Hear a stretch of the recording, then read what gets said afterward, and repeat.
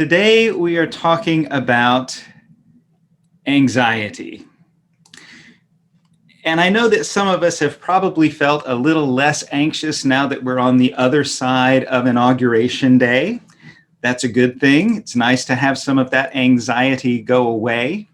And yet, anxiety is a part of all of our relationships, even our relationships with people that we love. Of course, we are all everyday people, and there are lots of ways that we judge one another. There are lots of ways that we get anxious about what other people are doing. There are lots of ways we get anxious about what other people believe. And if we don't manage that anxiety, if we don't at least recognize that anxiety, then it's possible that we are going to treat people in ways that our principles don't suggest we ought to treat people. We say we want to honor the inherent worth and dignity of everyone, and we want to seek justice and equity and compassion and accept one another and encourage one another towards spiritual growth. Those are really difficult things to do if our anxiety is driving the way that we treat other people. So sometimes we don't even realize that we're anxious until we look at our behavior. And I think back several years ago, there was a group of people who were going to form a game group. It was a role-playing game, and we were describing different things about our characters. And one member of that group wanted to use a lot of graphic violence and gory detail with describing things about his character. And some other people in the group said, that's not okay. I want to set a boundary about not having that kind of description. And this person got upset. And I wanted the group to succeed and get along with each other. And I didn't realize it at the time, but I was anxious about that happening. The way I know I was anxious is because the very first thing I did was try to persuade people. And I engaged in conflict trying to persuade people to get along with the group. And then when things kind of fell apart, I distanced from this person. I didn't want to talk to them for a while because of the way that they had behaved. I didn't like the way that they had behaved, but I still wanted to talk about it to somebody. So I went and I talked about this person with other people who couldn't actually address anything about the situation. But I went and I vented my anger, my upset at other people. And finally, after a lot longer than I wish it had been, finally, I got back together with this person that I had been anxious about and tried to look for a way to reconcile. But I did a lot of other things before I got to that point. So I want to talk about those different behaviors because they're things that all of us do when we are feeling anxious. They're kind of automatic things. And anxiety in and of itself isn't a bad thing. Anxiety is useful for us. Sometimes when we recognize that there's a problem that needs to be solved, our anxiety can motivate us to find a solution for it. And sometimes our anxiety is very specific. It's acute anxiety, not that it's adorable, but it's specific. It's acute to a specific situation. If your child runs out into the street and your anxiety skyrockets so that you can rush out and keep your child safe and pull him back from the middle of the road, that's useful anxiety. But once your child is out of the road, the anxiety goes away. The problem has been dealt with, the situation is over, and you can relax. But we also have chronic anxiety, not anxiety with a big A. I'm not talking about a diagnosis. I'm just talking about something that everyday people have all the time. We have anxiety about a lot of things that just keeps bubbling inside of us. We can't eliminate it completely, but we can learn to manage it. And one of the ways that we learn to manage it is by being aware of how we behave when we feel anxious. And fortunately, there are just some really predictable ways that people behave when they feel anxious. One of the real obvious ones is we create conflict. Sometimes we create conflict by yelling and screaming at people or engaging in some kind of physical violence. That's a way that people create conflict. I'm sure nobody here does anything like that, but people do. We also create conflict when we try to persuade people to see things our way, though. When we try to change someone else's behavior so that we feel like they are more acceptable, that's conflict. When we can't just let people be who they are, we want to change them. That's a way that our anxiety creates conflict in our relationships. So conflict, whether it's physical or whether we're just trying to persuade people, is one of the basic ways we express our anxiety. We also distance ourselves. Sometimes that means physically distancing ourselves from what we're anxious about. Or sometimes we emotionally distance ourselves. Like we're in the conversation, but we kind of shut down and we stop saying anything meaningful and our eyes kind of glaze over because we just don't want to engage anymore. That's another way that we distance. We can be physically present and still be distanced from other people. If it gets really bad, then we just cut people off entirely. And we see, like in the movies where you say, you're dead to me now. That's a way of distancing from people. So those two things are really obvious ways that we express our anxiety. Conflict, distancing. We also overfunction when we're anxious. Churches love people who overfunction when they're anxious because they get a lot of stuff done. But sometimes we get really burned out because we're doing things that are not our responsibility to do. One of the times when we see this in relationships is in codependent relationships, where one person is wrestling with an addiction and another person is enabling that addiction by doing all of the things in the relationship instead of it being a real partnership. Sometimes we do more than what we are really responsible for doing because we're anxious and we just want to fix things to make our anxiety go away. Whenever we overfunction, somebody else gets to underfunction, which is kind of a way that people distance themselves from responsibility. So it always has that dynamic. If we have a bunch of overfunctioners at Tapestry, it means some people are getting to sit on the sidelines and are not as engaged and invested as they could be. So our anxiety can affect more than just us. It can affect an entire community. We create conflict, we distance, we overfunction. And the fourth really predictable thing that people do when we're anxious is we triangulate with other folks. So if I'm angry at Benjamin, then I don't talk to Benjamin. I go and I talk to Charlene. And I tell Charlene how angry I am at Benjamin and what a horrible person Benjamin is. And I want Charlene to be on my side. I want people to take sides when I'm anxious, right? That's not a very healthy way to engage with people. And it burdens other folks with our anxiety and puts a lot of stress on them. We get other people vibrating with us when we're anxious so that we feel like we're okay. We can offload some of that, make our anxiety go away by making somebody else anxious with us. If we learn to recognize those four things, conflict, distancing, overfunctioning, and triangling, then we can start to recognize when we are anxious and we can do something about it. If we don't recognize those behaviors as kind of automatic ways that we express our anxiety, then we can do a lot of damage in our lives and in the people's lives that we're in relationship with. And all of those things can be intentional, purposeful behaviors. We have to create conflict in some ways when we're seeking justice.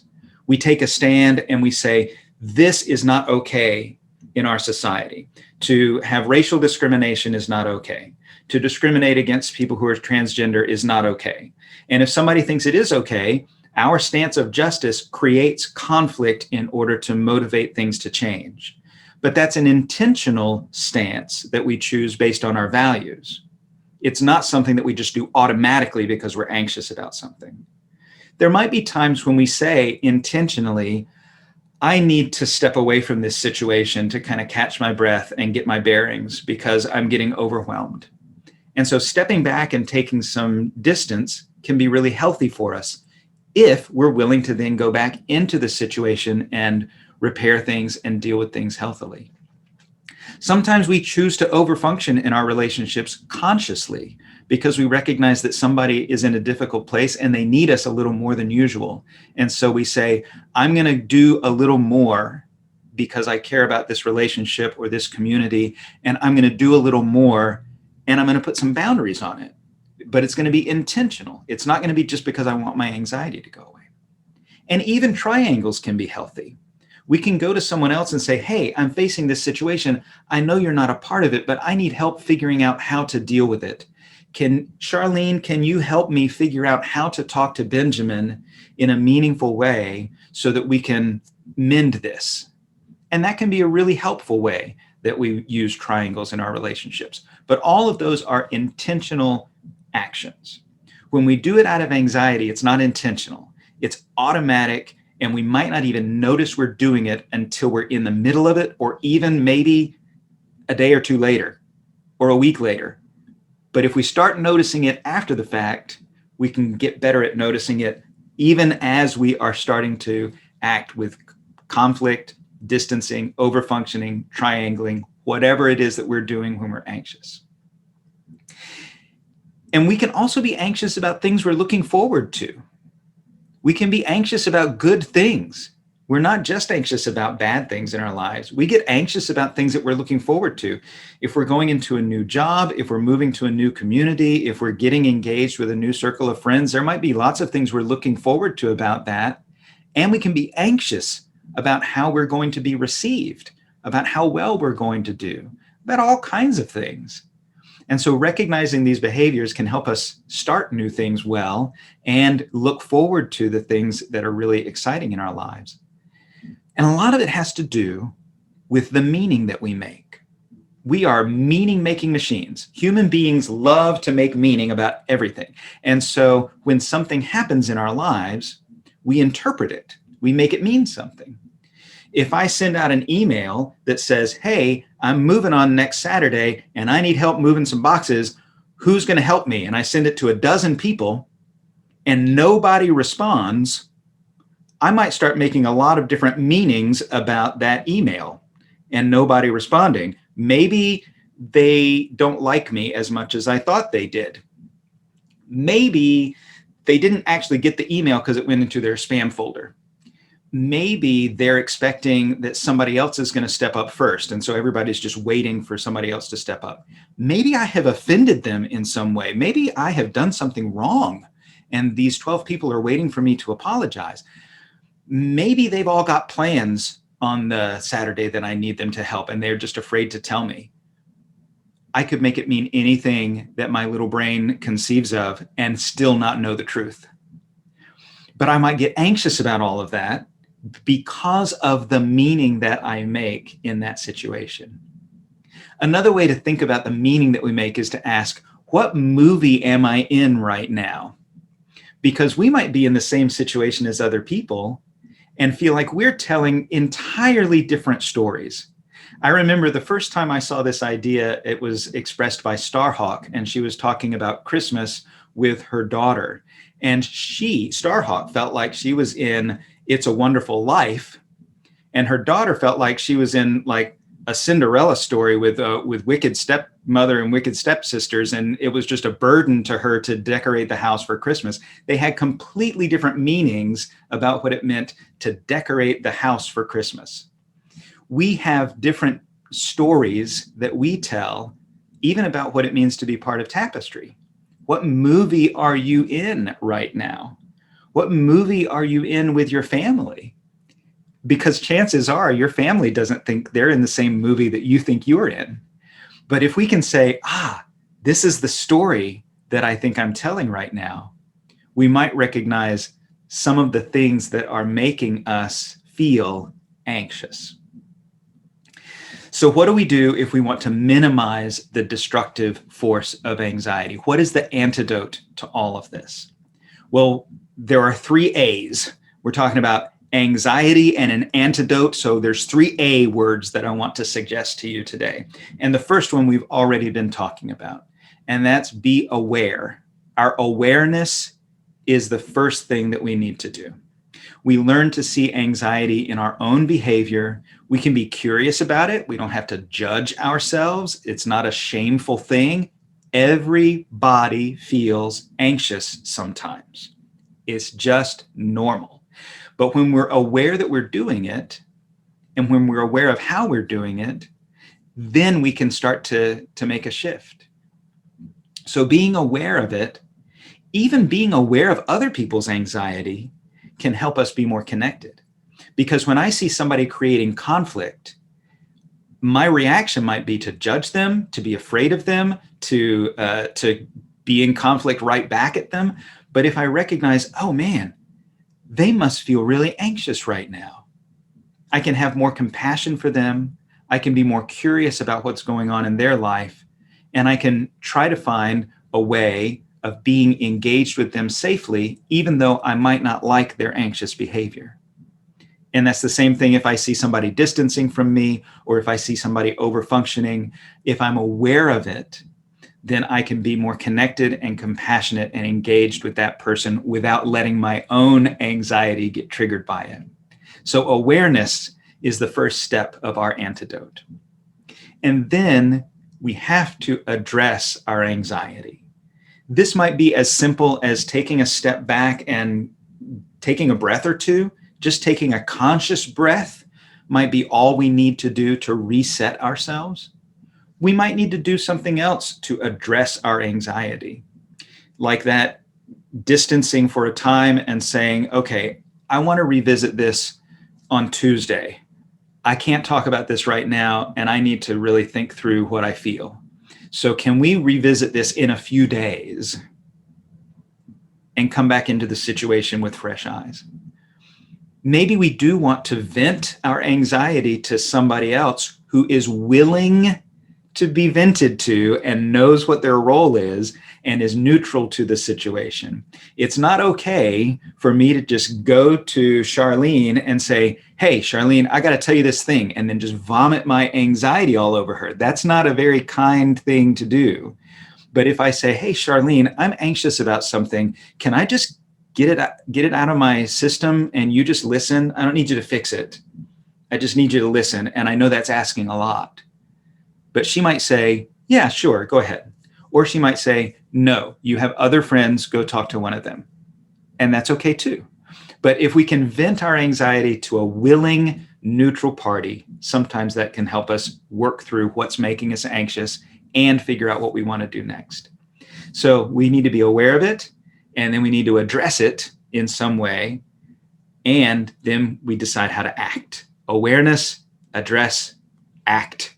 And we want to act in a way that has integrity, not on autopilot, because our automatic reactions are usually the ones that are destructive. But we can ask ourselves, what is the appropriate thing for me to do in this situation based on my life-affirming values? Within the boundaries of my guiding principles, how do I want to be in this situation?